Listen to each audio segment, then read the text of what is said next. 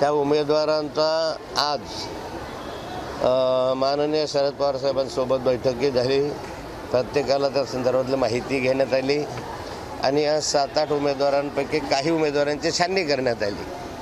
त्या छाननीपैकी आता काही जे उमेदवार आहे त्यामधून प्रत्यक्ष उमेदवाराची निवड बहुतांश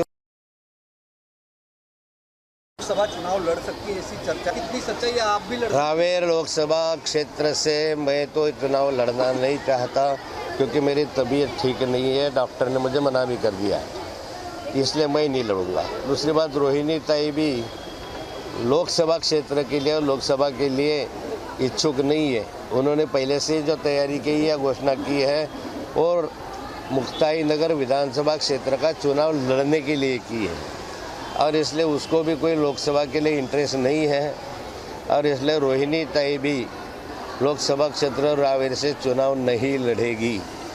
दूसरा ये रहा कि हमारे यहाँ लोकसभा चुनाव क्षेत्र ये राष्ट्रवादी के हिस्से में आया है और राष्ट्रवादी के और भी 6-7 उम्मीदवारों ने अपनी मांग की है।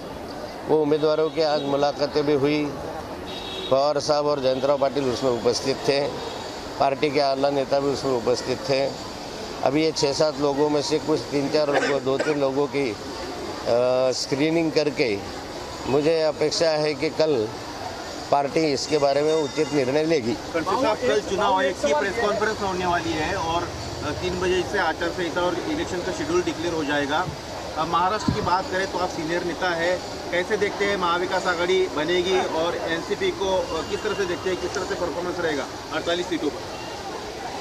देखो, महाराष्ट्र में महाविकास आघाड़ी की ओर से 48 के 48 सीटें का बंटवारा करीब करीब हो चुका है।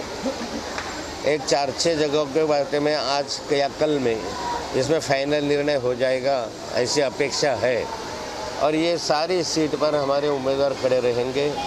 और महाराष्ट्र की आज की स्थिति अगर देखी जाए तो महाराष्ट्र में की जनता महाराष्ट्र सरकार के ऊपर और केंद्र सरकार के ऊपर में बहुत बड़ी नाराज़गी से देख रही है, नाराज़ है और ये नाराज़गी का फ़ायदा हम लोगों को।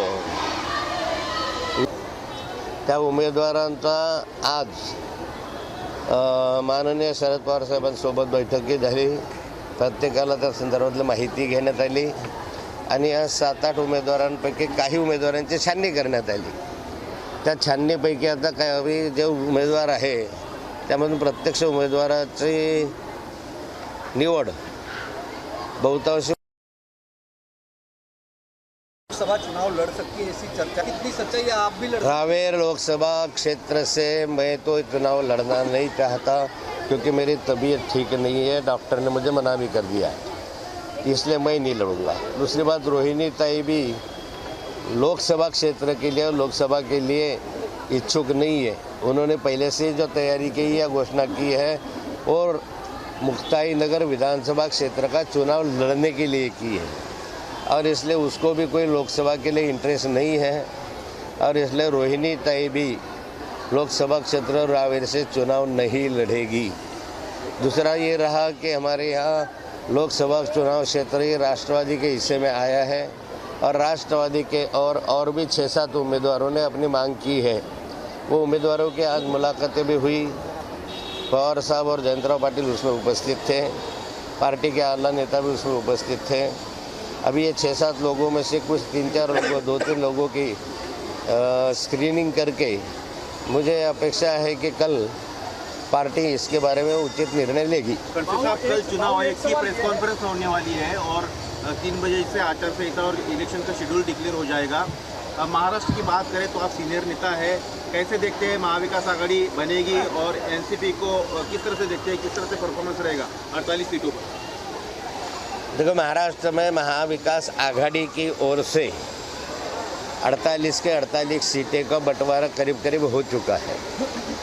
एक 4-6 जगहों के बारे में आज या कल में इसमें फाइनल निर्णय हो जाएगा, ऐसी अपेक्षा है और ये सारी सीट पर हमारे उम्मीदवार खड़े रहेंगे। और महाराष्ट्र की आज की स्थिति अगर देखी जाए तो महाराष्ट्र में की जनता महाराष्ट्र सरकार के ऊपर और केंद्र सरकार के ऊपर में बहुत बड़ी नाराज़गी से देख रही है, नाराज़ है और ये नाराज़गी का फ़ायदा हम लोगों को